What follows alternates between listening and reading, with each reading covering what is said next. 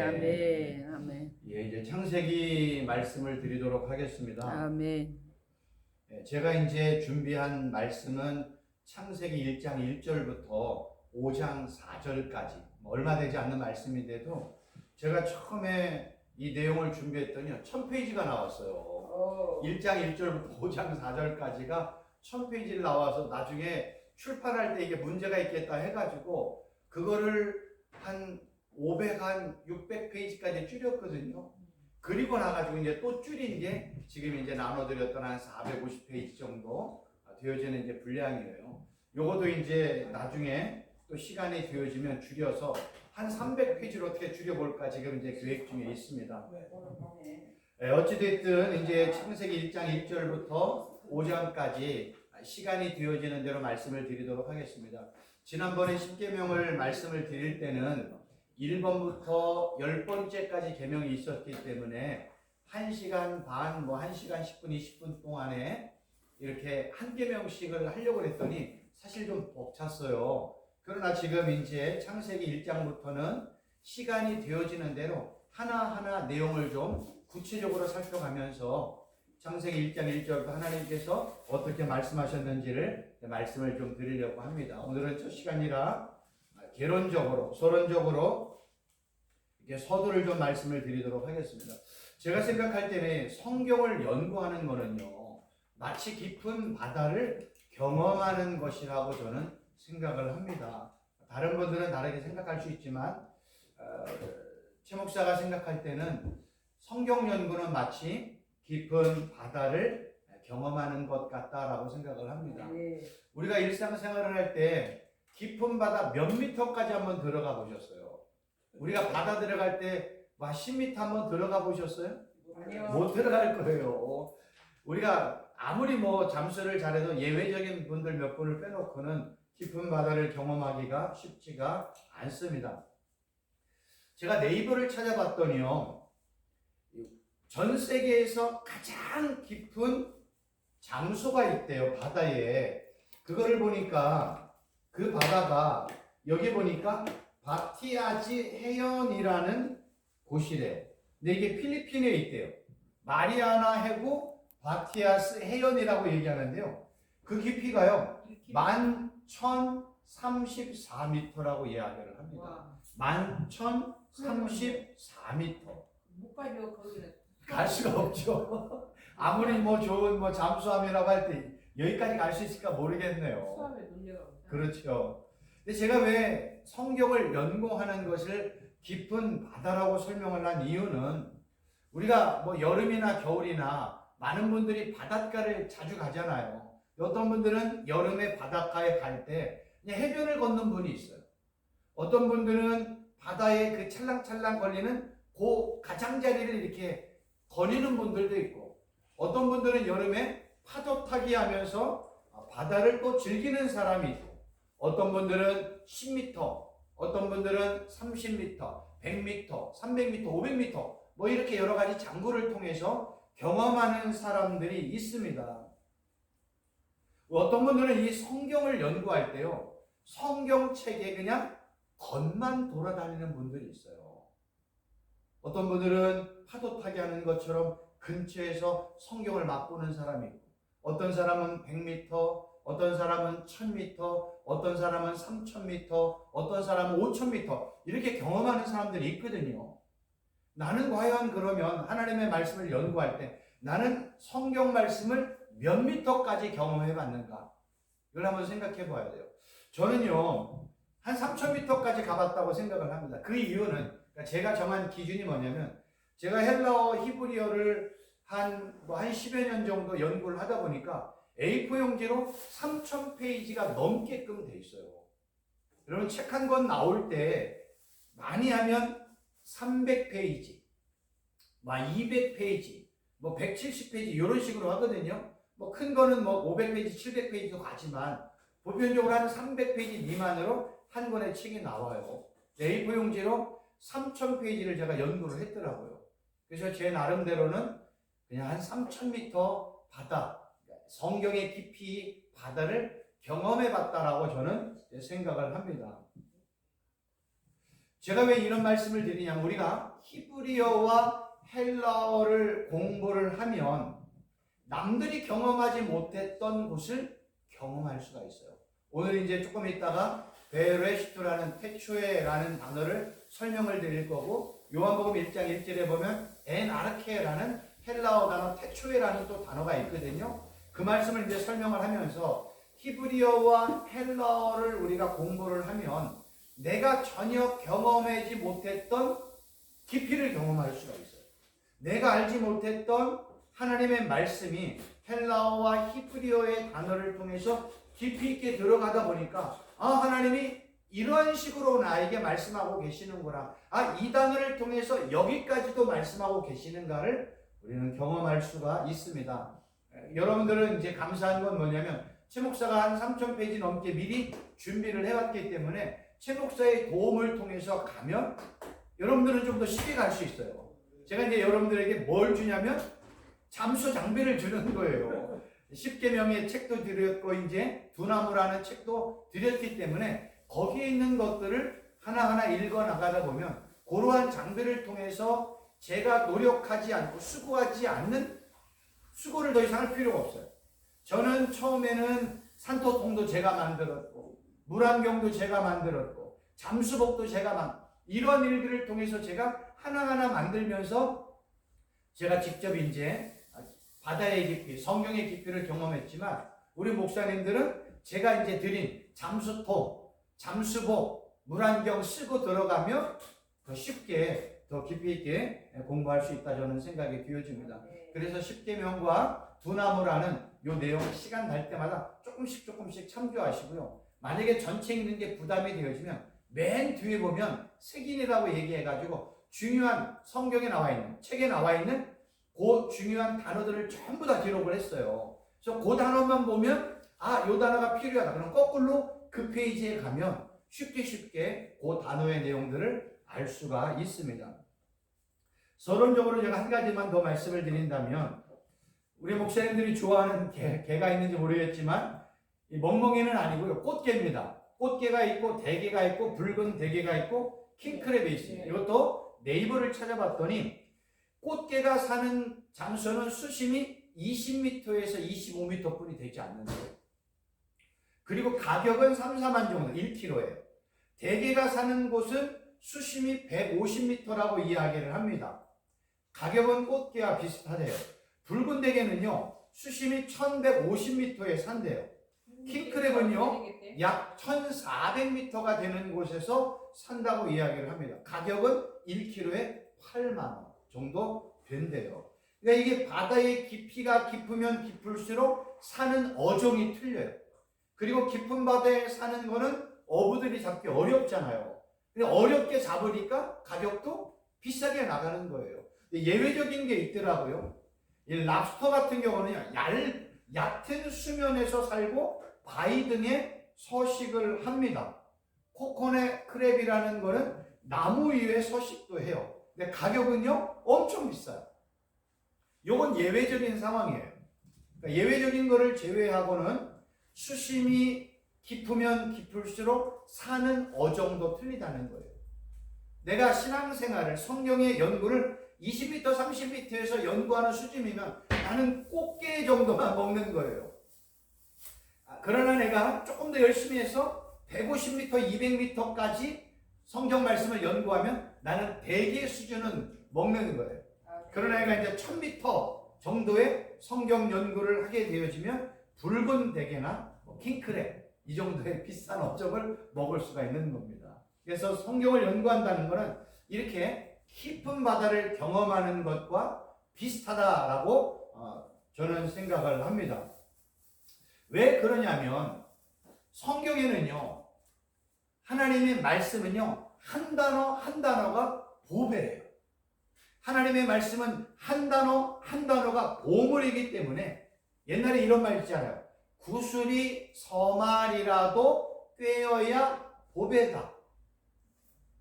하나님의 말씀은 한 단어 한 단어가 보배이고 값진 보물과도 같아요. 그런데 아무리 좋은 구슬이나 진주가 있다 할지라도 나달로 있으면 나달의 가치뿐이 되지를 않아요.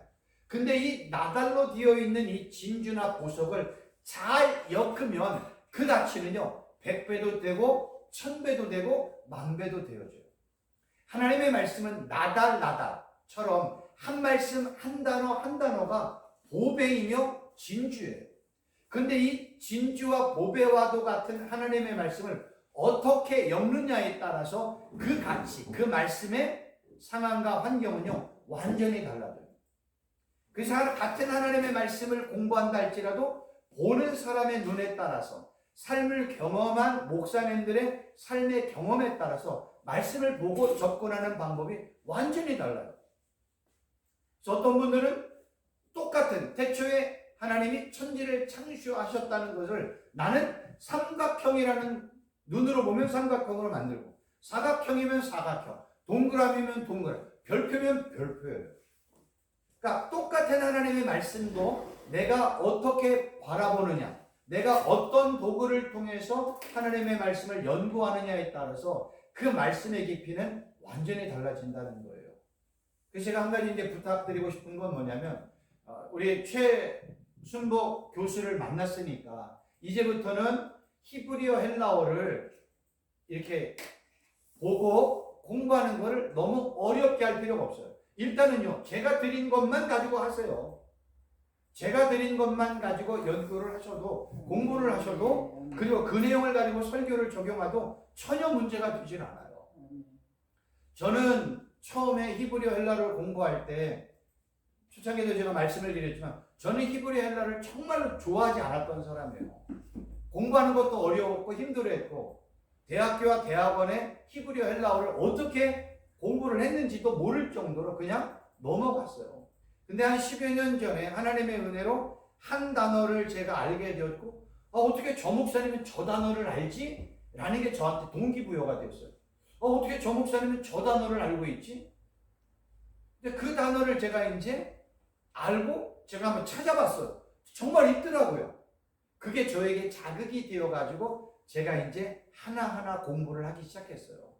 근데 쉽지가 않잖아요. 그래서 인터넷 유튜브를 찾아가지고 히브리어 헬라어 성경 연구라는 걸 찾아봤더니 뭐 그걸 처음에도 막 여러 편의 교수님, 목사님의 내용도 들어봤고 뭐 그랬지만 제가 원하는 만큼의 어떤 내용이 없어가지고 저는 그냥 무식한 게 용감하다고 해가지고 그냥 제가 알고 있는 책, 알고 있는 히브리어 헬라어, 그 다음에 기독교 대학교 이 총신대에 가가지고 거기에 있는 책들을 하나하나 공부하면서 한 단어씩 알아가기 시작했어요. 그리고 나가지고 처음에는 1년이 지나고 2년이 지날 때까지는 얼마 분량이 되지 않아요. 근데 2년이 되면서부터 이 히브리어 헬라어를 보는 눈이 조금씩 열리기 시작해가지고 2년, 3년, 4년 때는요 하루에 8시간씩 공부를 했어요. 한 3년은 그렇게 한 것 같아요. 아침에 들어가서 교회 가가지고 아침 9시 반 들어가서 집에 올 때 6시, 어떤 때 7시 오거든요. 그때까지 계속 공부했어요. 너무 재밌는 거예요. 지금 돌아보면 어떻게 그때 했느냐. 지금 저 7시간, 8시간 하면요. 눈이 아파가지고 못해요, 지금은요. 지금은 옛날에 그 한 3,000페이지가 넘는 3,500, 4,000페이지가 되어지는 내용들을 지금 하나하나 이제 정리를 하고 있어요. 예전에는 분량이 많았던 뭐 700페이지, 1000페이지를 500페이지, 300페이지로 이제 줄이고 있거든요. 그것만 해도 막 눈알이 충혈이 되어가지고 너무 아파가지고 공부하기가 어렵더라고요. 그러니까 성경 읽는 것도 지금은 눈이 너무 아파가지고 성경을 못 읽을 정도예요. 그래서 제가 한 6년 전, 7년 전에 어떻게 하루에 8시간씩 했을까 생각을 해보면 그때는 하나님의 은혜인 것 같아요. 지금은 절대로 못해요. 하루에 3시간만 해도 막 너무 힘들거든요. 근데 한 4년 정도 쌓아놓은 게 있으니까 아마 이거는요, 일평생 제가 이렇게 연구하고 해도 남을 정도의 분량을 한 4년, 5년 정도 하게 되었어요. 그러니까 지금 교수로서 맞습니다. 아멘. 지금 하라고 하면요, 못해요. 근데 그때는 어떻게 했는지 정말 미친 듯이 히브리 헬라 공부하는 게 좋아가지고 그렇게 연구가 되었고 그 연구되어진 걸 이제 지난 학기 때는 10계명으로 이제 말씀을 드렸고 지금은 이제 창세기를 이제 말씀을 드리는 거예요.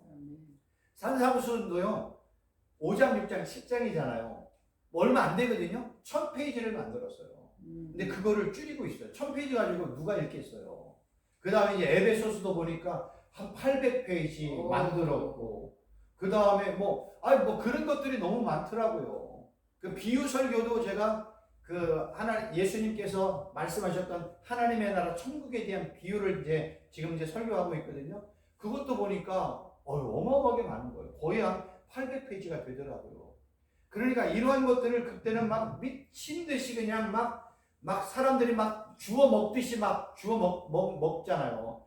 소가 이렇게 막 음식을 막 먹고 이제 한적할 때 가가지고 되새김 하듯이 제가 지금 이제 되새김 하고 있는 그러한 시간입니다. 그래서 처음에 준비했던 것보다는 지금은 조금 더 이제 간략하게 좀 이렇게 컴팩하게 좀 이렇게 준비를 하고 방대한 것이 아니라 좀 이렇게 잘 정리가 되어 가지고 지금 이제 하고 있다는 게 이제 감사하고, 이런 상황 속에서 이제 창세기를 또 이렇게 강의할 수 있는 것이 하나님의 은혜라 생각이 되어집니다.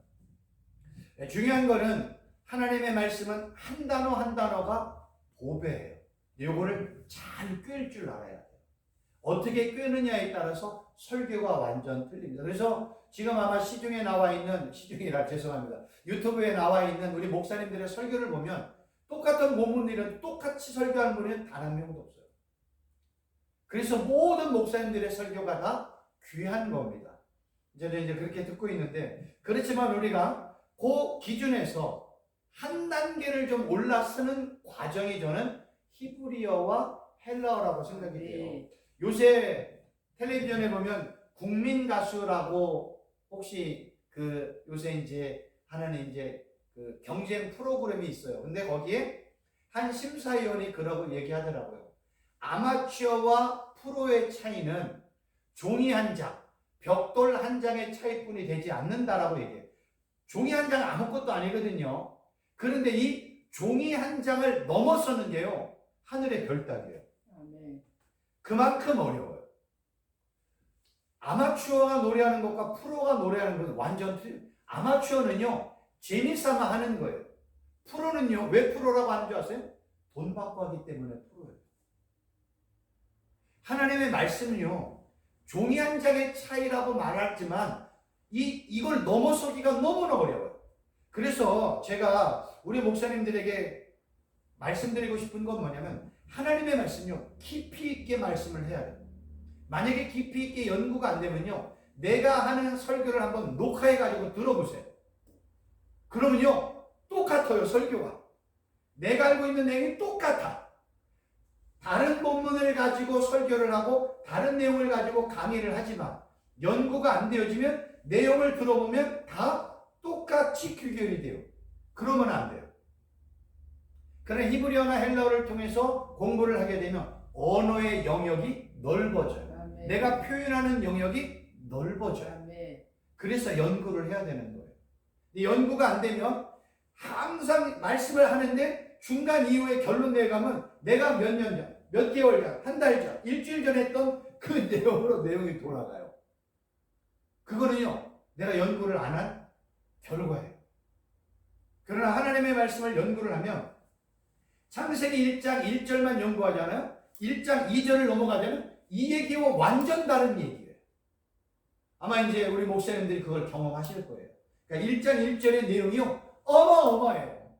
저는 지금 이거 매주 수요일 날 지금 제가 이제 요거는 다음번에 이제 기회를 주시면 하려고 제가 이제 남겨두었고, 우리 이제 수요일 날 제가 이제 유튜브로 방송을 하고 있거든요. 강의를 하고 있거든요. 우리 성도를 대상으로. 그래서 1장 1절부터 제가 하는데 1장 1절, 태초에 하나님이 천지를 창조하셨는데 지금 3주 동안 갔는데도 1절을 넘어가지 않았어요.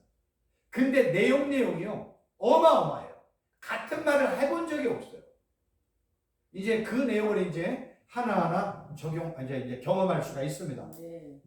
먼저 그러면 성경 구절, 우리가 한 구절 아까 읽지 않았지만 읽겠습니다. 태초에 하나님이 천지를 창조하셨다라고 말씀을 드렸잖아요. 여기 태초에라는 단어가 왜 중요하냐면 성경은 66권으로 되어 있잖아요. 이 66권으로 되어 있는 성경 중에 제일 중요한 성경이 있다면 뭘까요? 그건 창세기예요. 이건 뭐 생각할 필요도 없어요. 그냥 창세기예요. 그럼 창세기 50장에서 제일 중요한 장이 있다면 몇 장일까요? 당연히 1장이지요. 그럼 1장에서 제일 중요한 절이 있다면 몇 절일 거예요? 1절이에요. 1절 중에서 제일 중요한 첫 단어가 뭐예요? 제일 중요한 단어가 첫 번째 단어예요. 왜냐하면 66권의 모든 것의 시작의 단어가 제일 중요한 거예요. 그래서 예전에 어떤 스님이 10년 동안 이 등을 바닥에 대지 않고 주무셨고, 그 다음에 이렇게 뭐라고 하죠? 이렇게 돌을 닦았던 스님이 있는데, 그 스님이 10년 만에 대중을 대상으로 말하는 일성이라는 게 있잖아요. 일성. 요 일성이 중요한 거예요. 첫 번째 음성이. 예수님께서도 사역할 때 처음에 처음에 선포하셨던 일성이 있잖아요. 하나님의 나라가 가까이 왔다. 회개하라. 천국이 가까이 왔다. 이 일성을 선포하셨잖아요. 하나님이 세상을 창조할 때 성경에 처음으로 쓰여진 첫 번째 단어, 그 첫 번째 문장의 일성이 뭐냐? 이게 제일 중요하다는 것. 그게 바로 태초에라는 단어입니다. 이 태초에 하나님이 천지를 창조하셨다 할 때 이 태초에라는 단어가요, 히브리어로 베레시트라는 단어예요. 영어로 얘기하면 그냥 in the beginning이라고 얘기하는데, 이 베레시트라는 단어는요, 두 단어의 합성. 하나는 베라는 전치사와 레시티라는 명사가 결합이 되었어요. 베라는 단어는 그냥 영어로 in이라는 단어고, 그 다음에 in이라는 이 단어에 레시티라는 명사가 결합이 되어 가지고 어느 특정한 시간대를 말하는 게 베레시트예요. 근데 이 레시티라는 단어는요, 로시라는 단어에서 나왔는데, 로시라는 단어는 근원, 머리, 꼭대기라는 단어고요. 그리고 이 단어의 로시에서 레시티가 나왔는데, 그 단어는 시작, 근본, 으뜸이라는 단어예요. 그래서 이 태초에라는 단어가 베라는 단어와 레시티의 결합으로 어떤 특정한 근원, 어떤 특정한 때, 그때를 베레시티라는 단어로 사용을 한다는 거예요. 그러니까 이 단어가 중요한 거예요. 나중에 좀 설명을 드릴게요. 그래서 어느 특정한 때가 바로 태초에라는 단어라는 겁니다. 근데 이 태초에라는 단어가요, 히브리어로 베레시트인데, 지난 시간에도 제가 말씀을 드렸는데, 히브리어는요, 한 단어가 뜻이 있고 의미가 있고 발음 기호가 있고 숫자의 의미가 있어요. 히브리어 한 단어가 그렇습니다. 여기 있는 이 베레시트라는 단어, 여기 보이는가 모르겠는데, 요 히브리어 한자가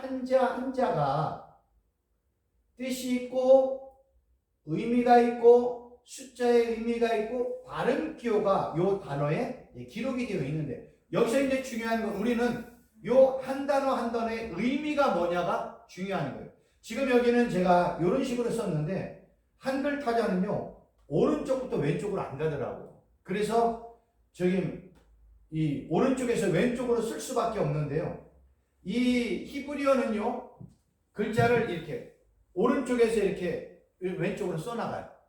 잘못 말씀드렸나요? 맞습니다. 여기서부터 이 왼쪽으로 써나가요. 한글은 오른쪽에서 왼쪽으로 써나가잖아요. 이 히브리어는 여기서 써나가요. 여기서부터 이렇게 왼쪽으로 써나가는 거예요. 요 단어를 이제 한자를 좀 파자해서 그 뜻을 보면, 이 베트라는 단어는요, 성전, 집이라는 의미가 있고, 레쉬라는 단어는 머리, 시작이라는 의미가 있고요. 알레프라는 단어는요, 황소, 신, 하나님이라는 의미가 있고, 쉰이라는 단어는 아랫니, 분리하다, 분석하다, 화살을 쏘다라는 단어가 있고, 타부라는 단어는 끝, 종말, 그 다음에 기호, 상징, 심지어는 십자가의 의미가 타보라는 단어에 있어요. 그래서 요 베레시테라는 요 한자 한자의 의미를 정리를 해봤더니 하나님께서 성전의 머리를 아래로 십자가로 주거나 보여주다. 하나님께서 성전으로부터 시작해서 아래로 화살을 쏘듯이 십자가를 주다라는 단어가 베레시트라는 단어예요. 어마어마하죠. 저도 이제 예전에 이제 제가 몰랐을 때는 요런 단어를 하나하나 제가 막 인터넷 찾아보고 그랬는데요. 감사한 거는요.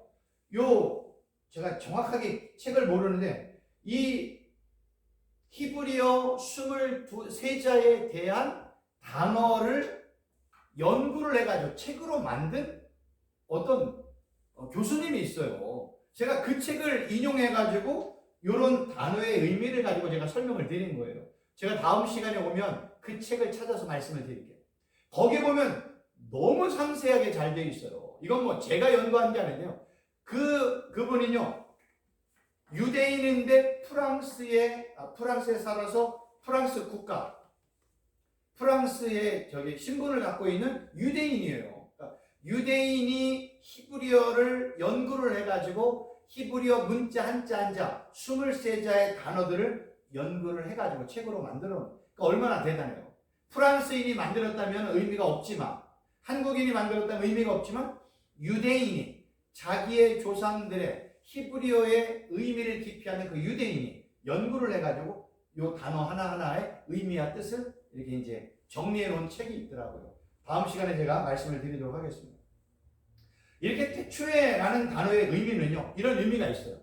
여기서 이제 중요한 건 뭐냐면, 태초에라는 단어의 뜻은 어느 특정한 시간이라는 게 제일 중요합니다. 어느 특정한 시간은 언제예요? 하나님이 세상을 창조한 그때를 얘기하는 거예요. 그러니까 어느 그 특정한 시간은 뭐예요? 하나님이 특정한 시간에 세상을 창조했던 그때를 이야기하는 겁니다. 보세요. 여기가 창세기 1장 1절 태초에라는 부분. 여기는 이제 어떤 때는 우리가 종말의 시간이에요. 여기를 지금 우리가 살고 있어요. 우리는 뭐 여기를 지금 살고 있다고 얘기하잖아요. 그러면 하나님이 세상을 창조한 그 시점 이전에는 뭐예요? 그냥 영원이에요. 영원. 그러면 세상이 끝난 이후의 시간은 뭐예요? 그냥 영원이에요. 이 의미를 좀 아셔야 돼요. 성경은요, 지금 요 창세기 1장 1절부터 어느 때인지는 모르지만 이 예수님이 올 때까지의 요 시간대를 그냥 우리의 세상의 시간이라고 얘기를 해요. 그러나 세상이 창조되기 전에는 뭐였어요? 아무것도 없어요. 그냥 영원이었어요.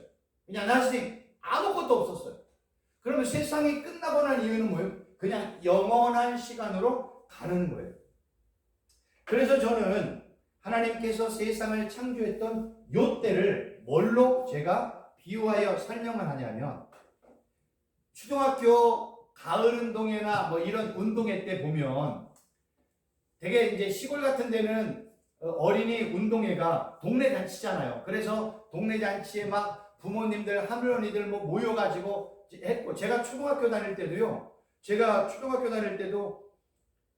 초등학교 때는 동네 그 학교 초등학교 운동회가요, 막 부모님들 해가지고 막 모이면요 막 가득 찼어요. 막 음식도 해오고 고기도 구워먹고 김밥 해먹고 막 이러거든요. 그때 1학년 일반 누구 나와 하면 이제 나와가지고 어린아이들이 출발선에서 이렇게 달리기를 하잖아요. 그때는 총도 없으니까, 아니면 뭐 땅 하는 게 있어서 출발선에 서가지고 야 이제 달리기 한다 잘 서 하면은 마지막에 이제 선생님이 뭐라 그래요? 요이 땅 하고 이 출발 신호가 나면 어린아이들이 막 손살같이 100m를 뛰잖아요.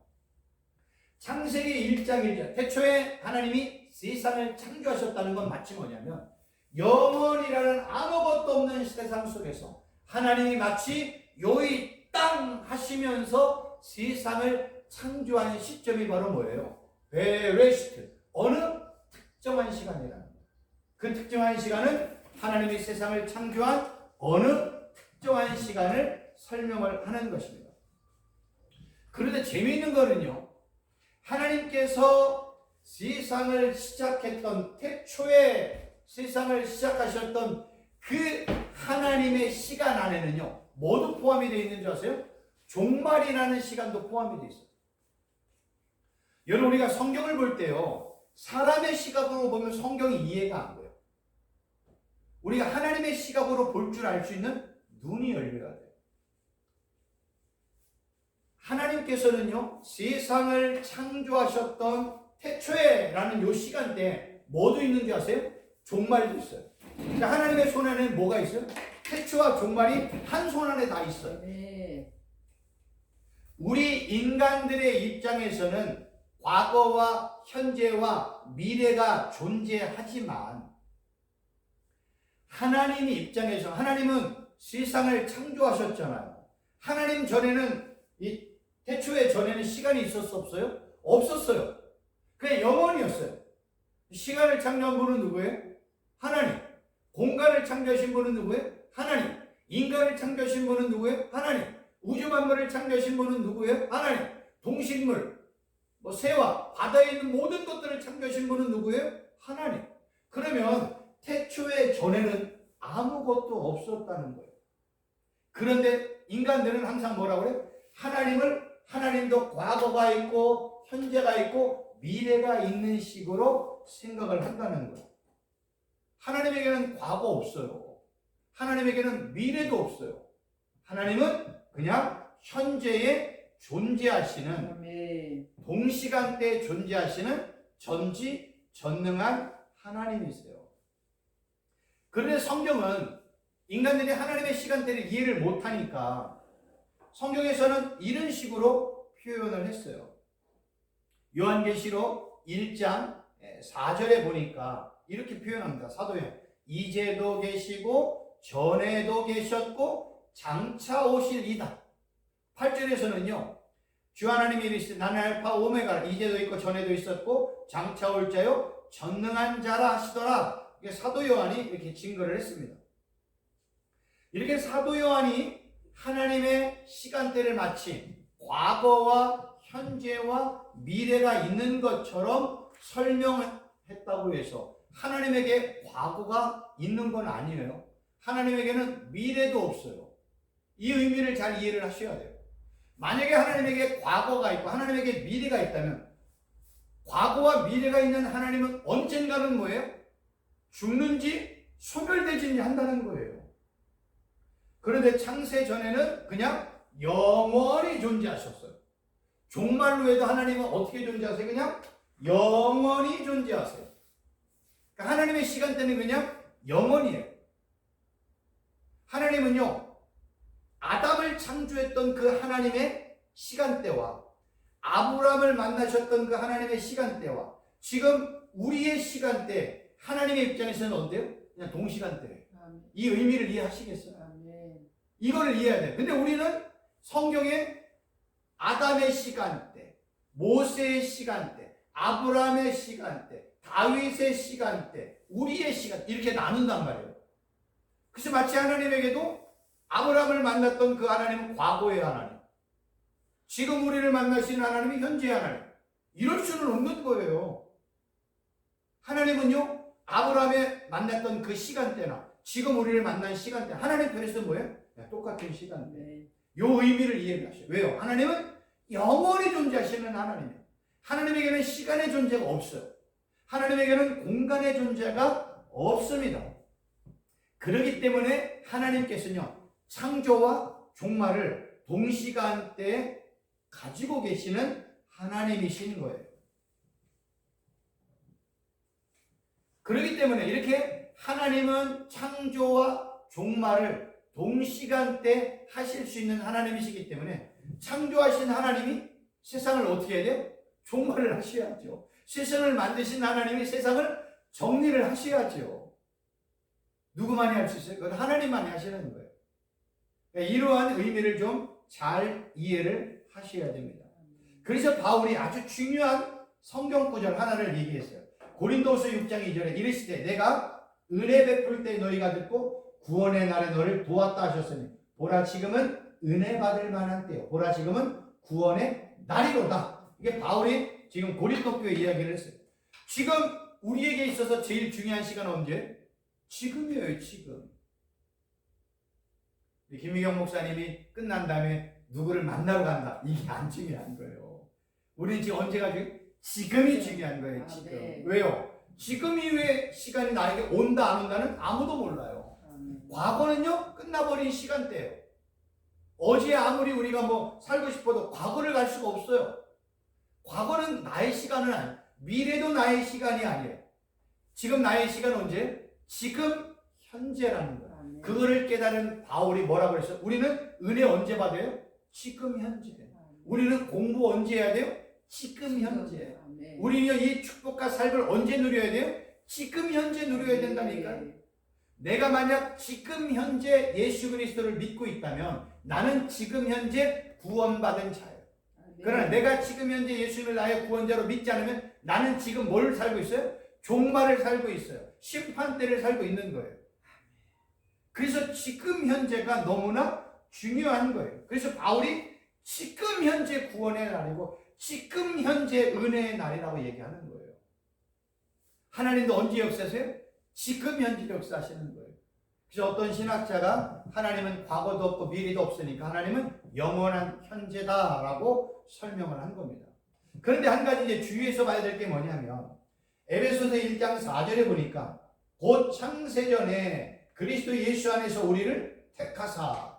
그래서 마치 창세전에는 어떤 시간대가 있는 거라고 착각할 수가 있는 거예요.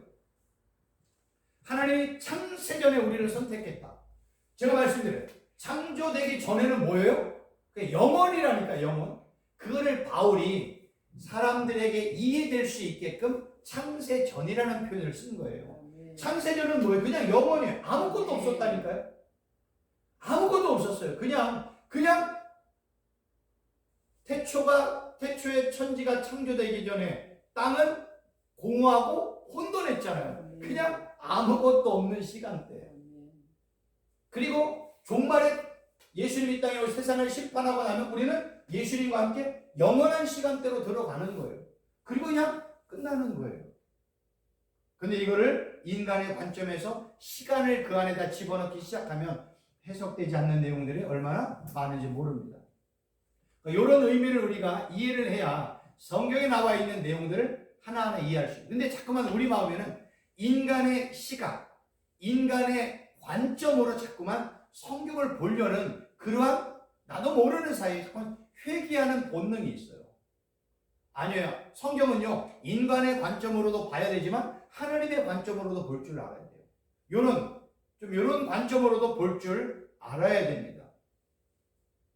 그럼 정리를 한다면 성경에 몇 가지 진리가 있는데 그 첫 번째는요, 하나님은 영원하시고 무한하신 창조주 하나님이시다.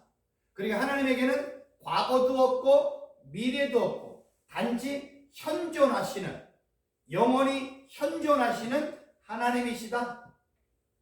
하나님은 시간의 제약도 안 받고 공간의 제약도 안 받으세요. 시간과 공간과 환경의 제약을 받는 분은 누구예요? 우리 인간들이에요.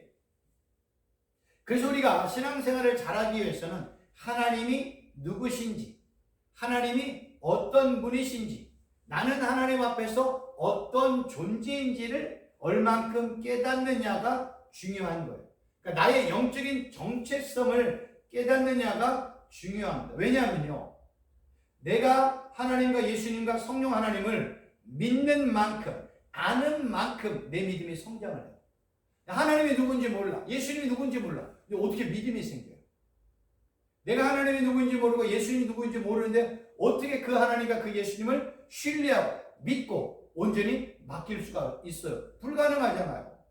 그래서 신앙은요, 내가 하나님과 예수님을 아는 만큼, 믿는 만큼 성장하게 되어 있어요. 여기서 말하는 믿고 안다는 것은 지식적인 수준은 1차적인 건 맞아요. 근데 항상 지식적인 수준을 넘어서는 경험적인 예수님과 하나님을 알아가는 과정이 필요해요. 구약의 역사를 보면 아람 군대가 이 엘리사를 잡으러 왔었잖아요. 이 엘리사를 잡으러 왔었어요. 엘리사를 잡으러 온 이유가 뭐냐면 아람 군대가 이 이스라엘을 공격하기 위해서 여러 가지 많은 작전을 짜고 계획을 짜는데 그 모든 것들을 엘리사가 다 하나님의 은혜로 알고 아람 군대의 공격을 다 차단을 했잖아요. 그래서 이 아람 군대가 공격해서 엘리사를 잡으려고 할 때 수십만의 대군을 이끌고 엘리사 집을 이제 포위를 했단 말이에요. 그런데 그때 게하시가 엘리사의 종 게하시가 그거를 보고 막 두려움과 불안함에 공포에 떨어졌잖아요. 근데 엘리사는 뭘 봤어요? 믿음의 눈이 열려서 하나님의 역사를 봤잖아요. 그래서 하나님 앞에 엘리사가 기도해서 게하시의 눈을 열어주었더니 게하시가 봤더니 하늘에 하나님의 군대 불말과 불병거가 이 아람 군대를 전부 다 이렇게 감싸고 있는 모습을 보았어요. 그거를 경험한 게하시의 마음에 두려움은 사라지는 거예요. 신앙생활도 마찬가지예요. 우리가 이 땅을 살아갈 때 그냥 단순히 신앙생활을 성경에 나와 있는 지식적이고 문자적인 글자적인 수준에서만 신앙생활을 하면 우리의 믿음은요 한계가 반드시 있어요. 내가 그냥 성경에 나와 있는 예수님만 믿고 있어요. 근데 경험이 없어. 그 예수님에게 어떻게 내 인생 전체를 맡겨요?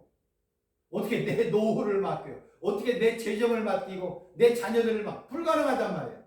그러나 내가 하나님의 은혜로 믿음의 부분에서 살아계신 하나님의 임재를 체험하고 믿음의 눈이 열려서 예수님을 바라보고 믿음의 귀가 열려서 하나님의 살아계신 음성을 듣고 하나님의 인도함을 매일매일 받는다면 그 성도 그분은요 자기 인생 전체를 하나님 앞에 다 올인할 수 있고요 의탁할 수 있고 맡길 수가 있어요. 왜? 내가 만났거든요. 내가 경험했거든요. 내가 매일매일 교제하고 있거든요. 그러니까 우리가 신앙생활을 할 때 이 지식적인 수준을 반드시 넘어서야 돼요. 성경 공부를 통해서 알았던 그 예수님, 그 성령님, 그 하나님도요 반드시 넘어서야 돼요. 그래서 경험해야 돼요. 마치 혈루증 앓던 여인이 그 예수님의 옷자락을 만져가지고 그 온몸이 회복이 되었잖아요. 우리도 믿음의 눈이 열려서 이 살아계신 예수님의 이 옷자락을 만지는 그 은혜를 경험을 해야 돼요. 이걸 경험한 사람과 경험하지 않는 사람의 신앙생활은요 비교할 수 없는 거예요. 항상 성경은 지식이 1번이고 지식을 넘어선 그 예수님, 그 하나님, 그 성령님을 반드시 경험을 해야 된다. 말씀을 좀 드리고 싶습니다. 우리가 이제 창세기 1장 1절에서 태초에라는 단어를 보면 태초에 하나님이 천지를 창조하셨다. 태초에 히브리어로 설명을 드렸어요.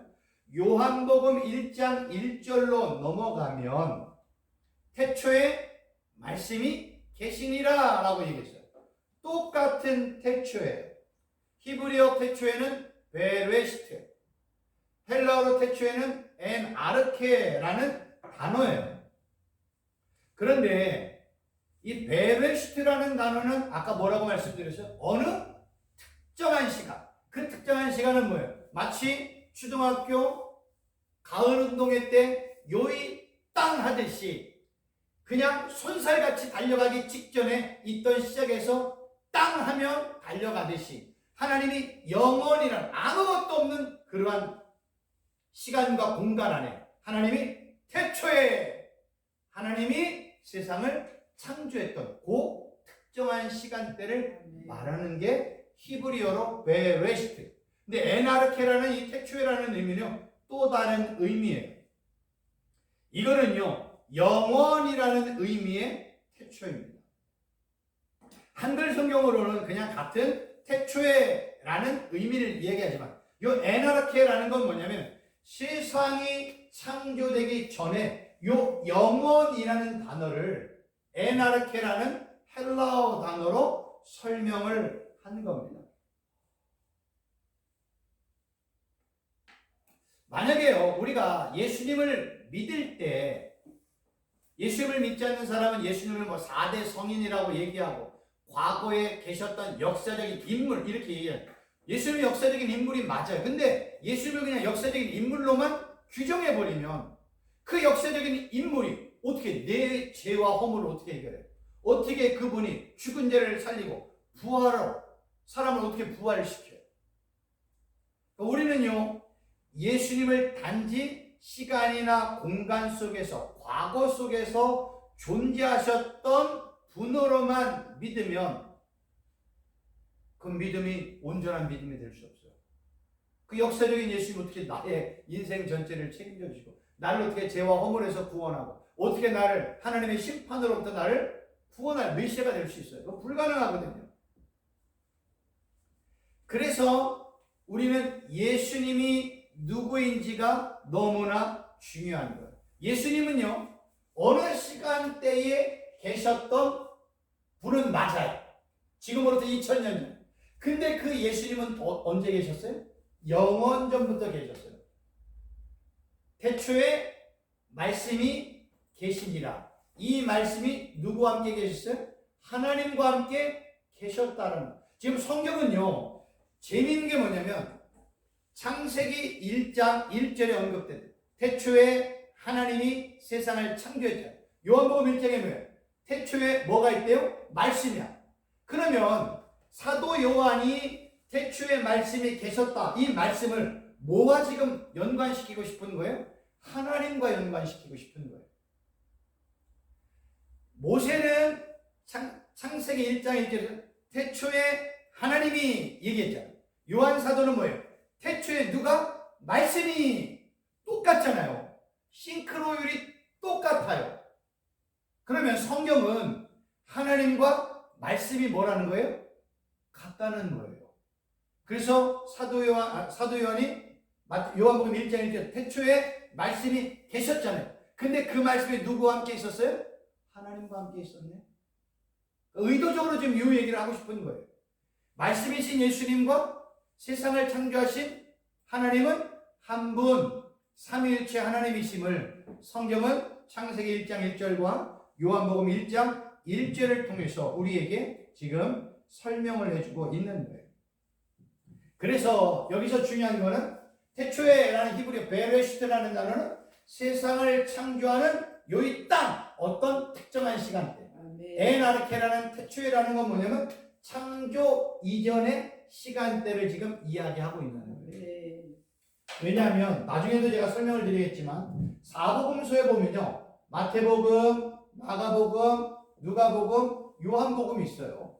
이 사복음서는요 다 주제가 틀려요. 마태복음은요 왕이신 예수님을 설명을 하고, 마가복음은요 종이신 예수님을 설명하고, 누가복음은요 사람이신 예수님, 그래서 인자라고 얘기하는 거예요. 이 인자는요 사람인 아들 자자예요. 사람의 아들이에요. 어질인 아들 자자가 아니에요. 그러니까 사람의 아들이라는 거예요. 근데 요한복음은요 예수님을 뭘로 표현하는 줄 아세요? 하나님의 아들, 하나님이신 하나님으로 설명을 하고 있어요. 하나님을 설명하고 있는 게 사도 요한이에요. 그 지금 사도 요한이 예수님은 하나님의 아들이야, 예수님은 하나님이야 라는 걸 설명하려고 요한복음 1장 1절에 기록할 때 뭐예요? 그 예수님이 누군지 알아? 영원 전부터 계셨던 분이야. 그래서 태초에 말씀이 계십니다. 영원 전부터 말씀이신 예수님이 계신다라는 에나르케라는 단어를 통해 가지고 이게 지금 설명을 하고 있는 거예요. 지금 설명 이해가 되시죠? 그러니까 지금 성경은 이렇게 의도적으로 한 단어 한 단어의 의미와 내용을 가지고 우리에게 설명을 해주고 있는 거예요. 그냥 단어가 그냥 기록된 게 아니에요. 태초에라는 이 히브리어 베레시트와 헬라어 에나르케라는 단어가 그냥 마음대로 쓰여진 게 아니라 이러한 의미와 내용을 가지고 이렇게 기록을 하고 있다는 거예요. 그러면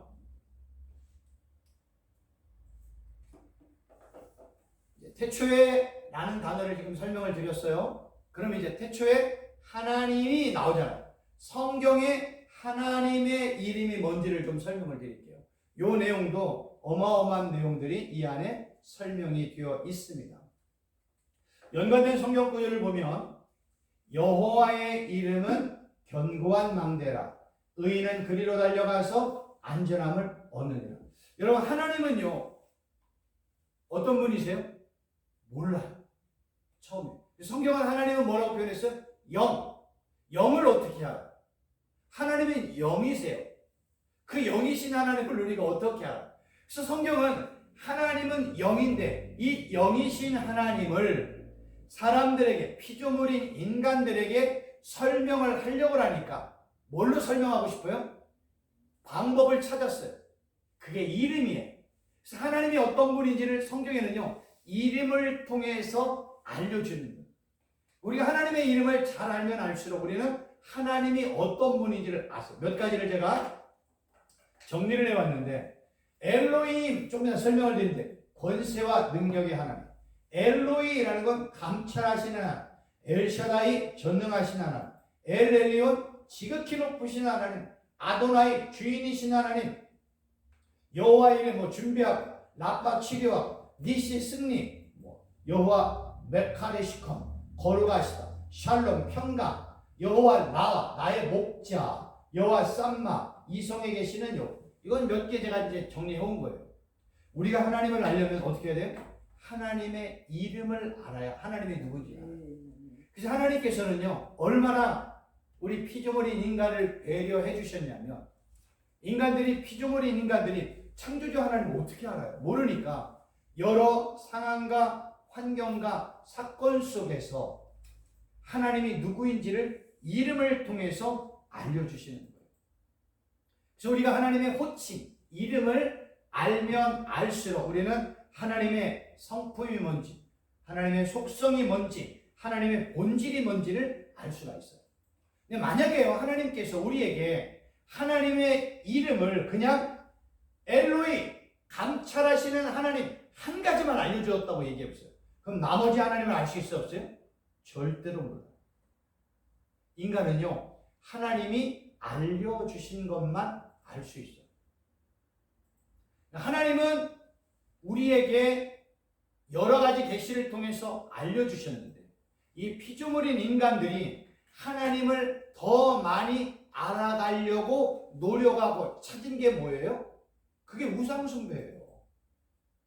하나님은요, 하나님이 우리에게 알려주지 않는 건 절대로 알 수가 없어요. 만약에 하나님이 우리에게 어떤 이름도 안 알려줬어요. 그럼 하나님은 우리가 알 수 있어요, 없어요? 몰라요. 영이신 하나님을 어떻게 알아요?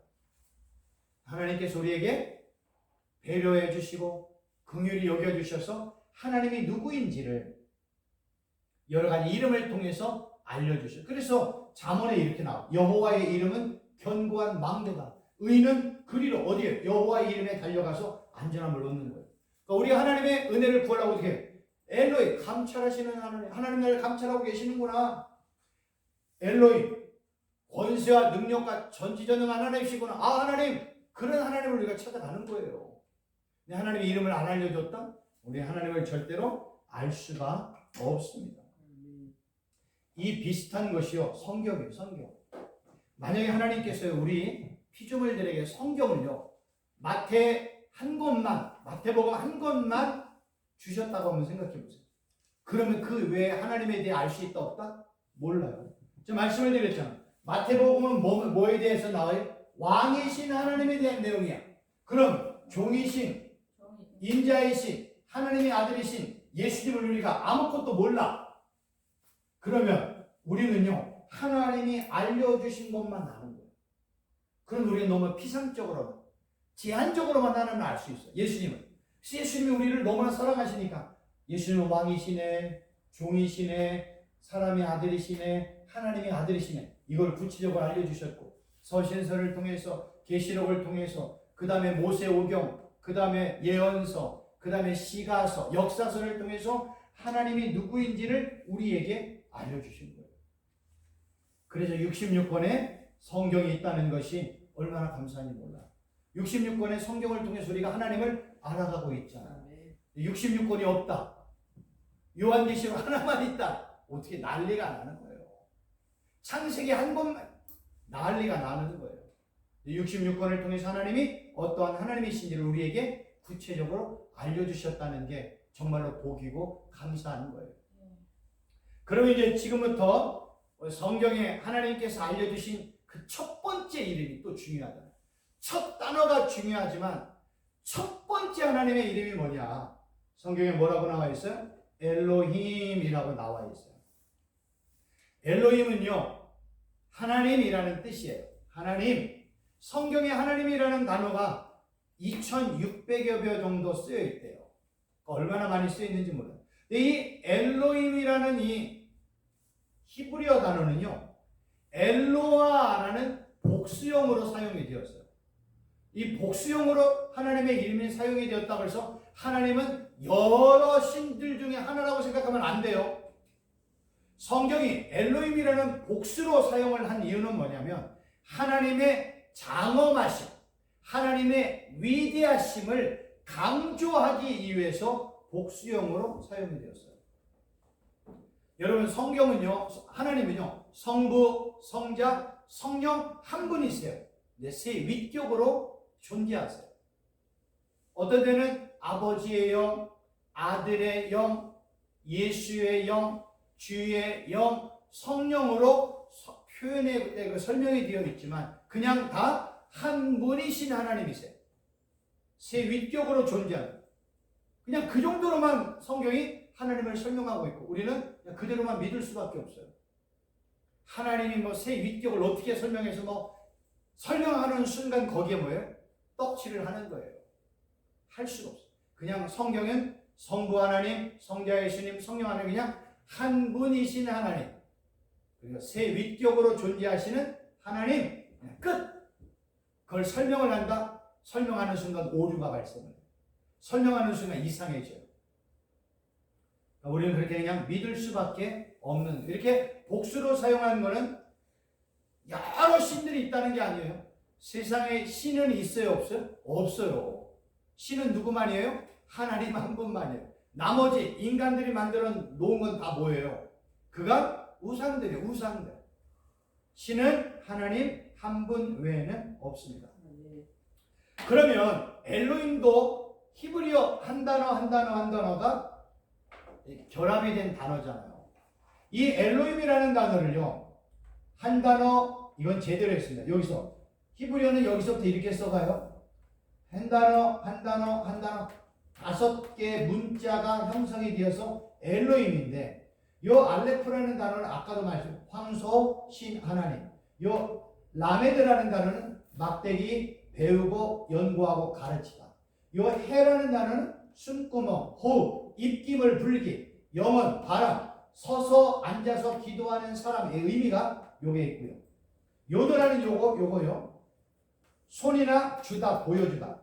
매미라는 단어는 물, 운동, 역동성 또는 신학적인 질문으로 신을 향하여 당신은 누구십니까? 인간을 향하여 인간아 너는 누구냐? 이런 내용들을 정리해서 엘로힘을 보니까 하나님께서 입을 열어 가르치시면서 인간을 향하여 너는 누구냐? 라고 묻는 것이고, 인간아 내가 믿고 있는 하나님은 누구냐를 보여주시거나 가르쳐주시는 요 뜻이 엘로힘이라.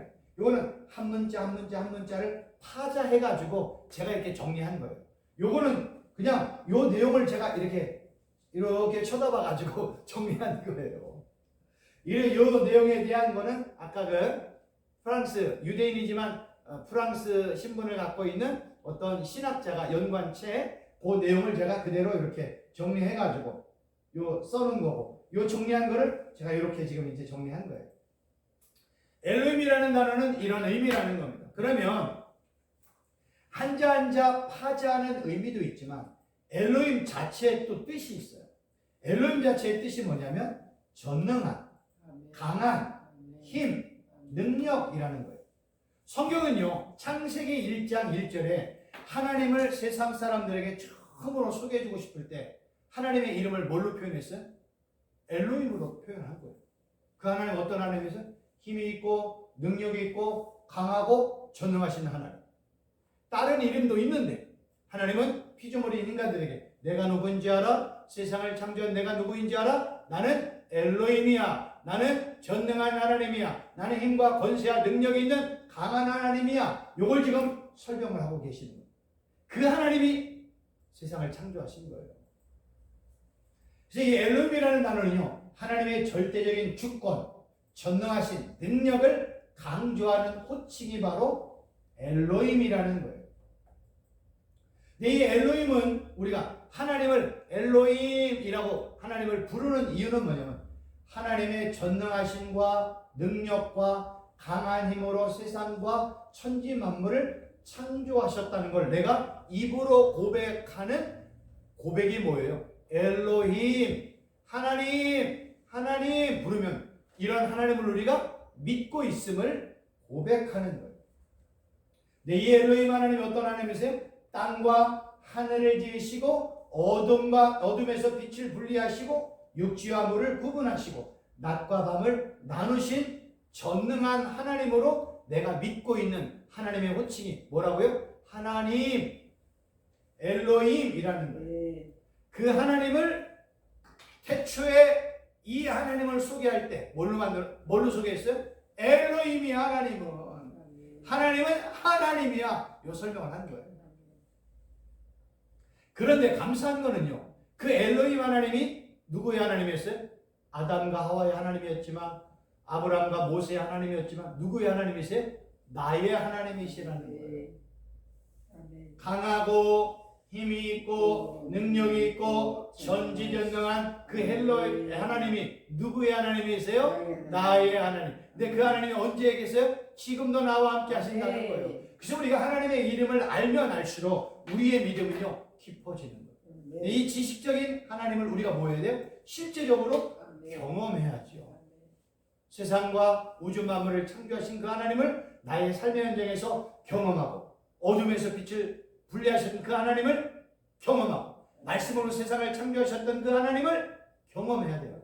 그래야 그 경험이 나의 믿음을 깊어지게 만드는 거예요. 그러면 이제 우리가 성경을 보면 하나님만 나오는 게 아니잖아요. 성경을 보면 그 앞에 뭐도 나와? 하나님, 여호와. 어떤 데는 여호와, 하나님도 나온단 말이에요. 오늘은 여기까지만 설명을 드리겠습니다. 여호와라는 단어는요, 히브리어로 야훼. 하나님은 엘로힘, 여호와는 야훼. 연관된 성경 구절 읽어드리겠습니다. 이것이 천지가 창조될 때 하늘과 땅의 내력이니 여호와 하나님이 땅과 하늘을 만드시던 날에 여호와 하나님이 땅의 흙으로 사람을 지으시고 생기를 그 코에 불어넣으시니 사람이 생명이 되었다. 이렇게 설명을 하고 있습니다.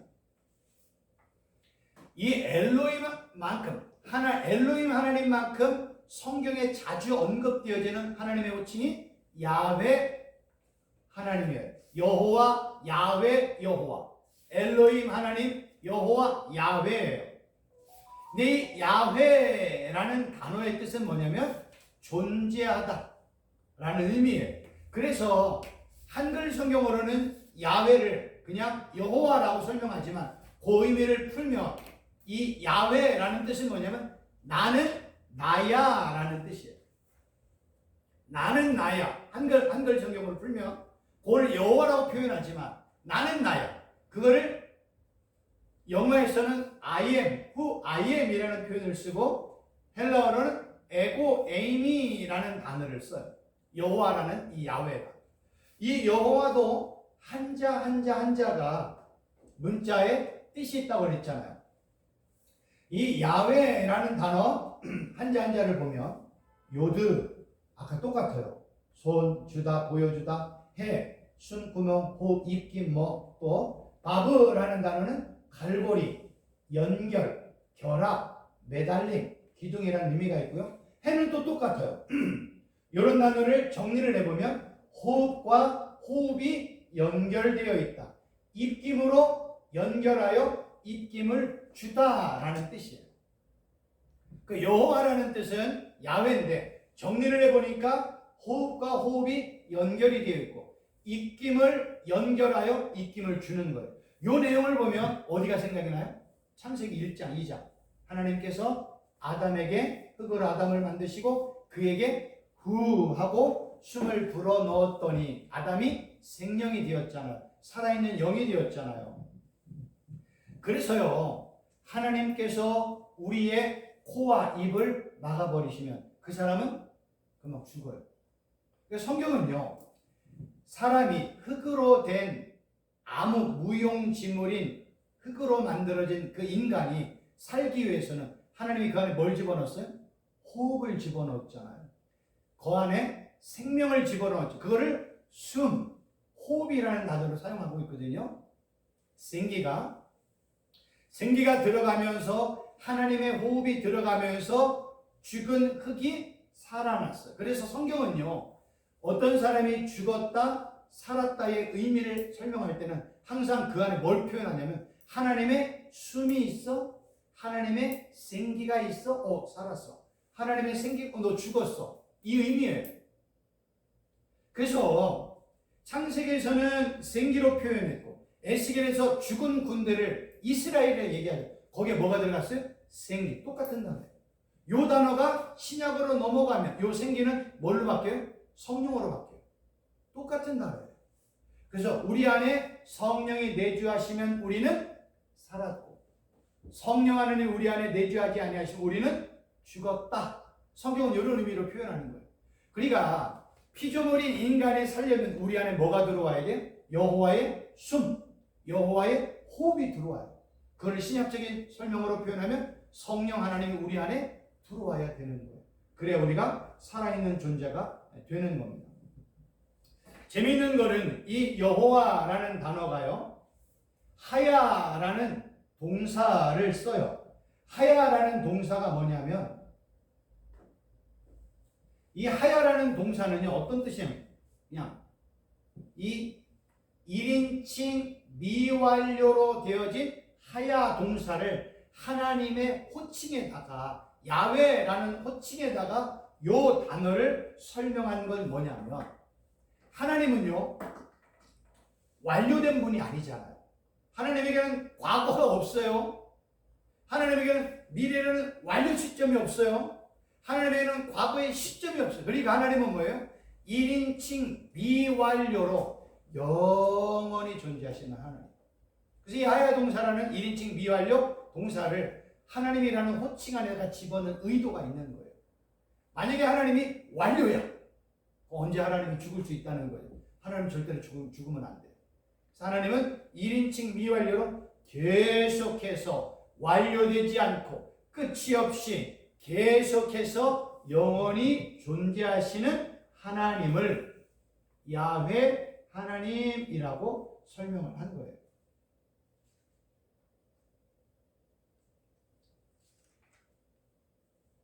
시간이 없어서 조금 넘어가면 이렇게 정리를 합니다.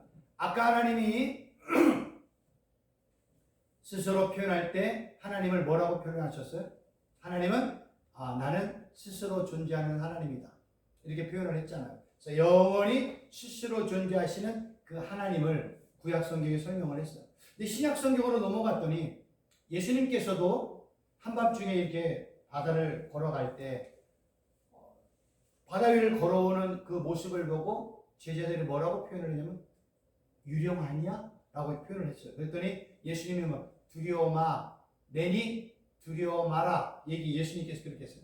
안심하라, 내니 두려워하지 말라. 이렇게 얘기했어요. 그 내니라는 단어가 아까 말씀드렸던 I am who I am, 에고 에이미, 나는 나라는 표현을 설명하고 있어요.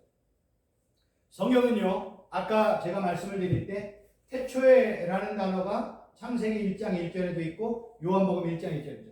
그 다음에 태초에 하나님이, 태초에 말씀이, 그래서 이 하나님과 말씀이 예수님과 연관되어 있음을 설명을 해주고 있잖아요. 근데 구약에 하나님이 뭐라고 표현해요? 하나님은 스스로 존재하는 하나님이라고 표현했잖아요. 하나님은 스스로 존재하는 분이야. 그거를 신약 성경에 예수님이 뭐라고 했어요? 내니라고 하죠. 내니는 무슨 뜻이냐면 스스로 존재하는 하나님과 똑같은 단어의 헬라어라는 거예요. 그러니까 성경은요, 재미있는 게 구약의 하나님과 신약의 예수님을 단어로, 그 다음에 호칭으로 서로 연관되어 있음을 지금 설명을 해주고 있어요. 왜냐하면 여러분들 타 종교인들도 하나님은 믿어요, 안 믿어요? 하나님 믿어요. 예수님 믿어요, 안 믿어요? 안 믿어요. 예수님 누구로 믿어요? 4대 성인, 역사적인 인물, 좋은 선생, 선지자, 이 정도의 수준으로 믿지 예수님을 하나님의 아들, 하나님이라고 믿지를 않아요. 그래서 많은 사람들이 예수님을 격화시켜요. 그래서 많은 이단들이나 타종교들은 예수님을 믿질 않아요. 그냥 인간이라고 믿어요. 근데 성경은 그 예수님이 누구와 동격이에요? 하나님이라고 설명을 자꾸만 해주고 있어요. 그 예수님이 하나님이야, 말씀이 하나님이야, 나는 스스로 존재한다고 고백해 선언하셨던 그 하나님이 예수님도 나는 스스로 존재하는 에고에임이야, 내니, I am who I am, 나야, 이렇게 설명을 한단 말이에요. 그 성경은 자꾸만 예수님이 하나님이심을 설명을 해주고 있어요. 우리가 이런 단어를 통해서 우리에게 확실히 각인되어야 될 게 뭐냐면, 성경은요 다 누구 얘기예요? 하나님 이야기, 예수님의 이야기예요. 그래서 우리가 성경 창세기 1장부터 요한계시록까지 하나님 빼고 예수님 빼놓으면 설교할 내용이 없는 거예요. 성경은요 다 하나님과 예수님을 증거하고 있는 말씀이에요. 근데 그래서 구약에 언급되었던 그 하나님이 신약의 그 하나님이야. 세상을 창조했던 그 하나님이 이 땅에 성육신하신 예수님이야. 저 얘기하고 있는 거예요.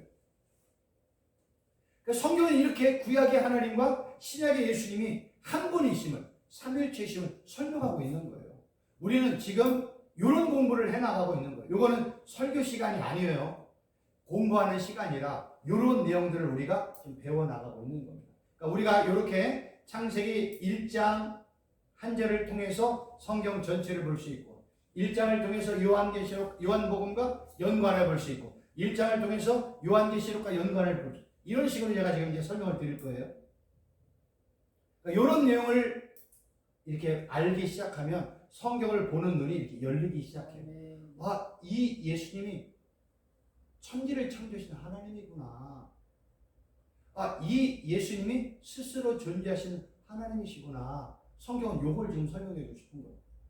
그래서 우리가 그냥 창세기 따로, 요한복음 따로 보면 절대로 찾을 수 없는데, 태초에라는 한 단어, 하나님, 엘로힘, 야훼, 여호와라는 단어를 공부했더니 그게 다 누구를 설명하고 있어요? 예수님을 설명하고 있네. 야훼라는 걸 파자에서 봤더니, 여호와라는 걸 파자에서 봤더니 누구를 설명하고 있어요? 십자가, 예수님을 소개해주고 있는 거예요.